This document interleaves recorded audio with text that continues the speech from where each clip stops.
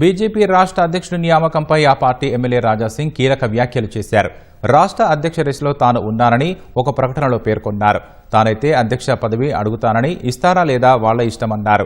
1995 నుంచి హిందూ వాహినిలో ఒక కార్యకర్తగా పనిచేశారని చెప్పారు. 1995 నుంచి 2009 వరకు హిందూ వాహినిలో ఫిజికల్ చీఫ్గా పనిచేశానన్నారు.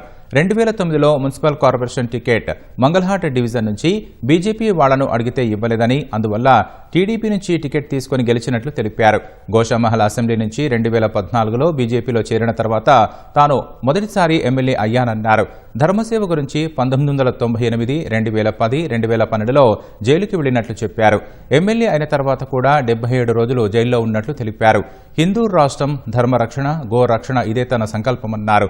తనకు అధ్యక్ష పదవి ఇయ్యరని కానీ ప్రయత్నం చేస్తే తప్పేంటన్నారు.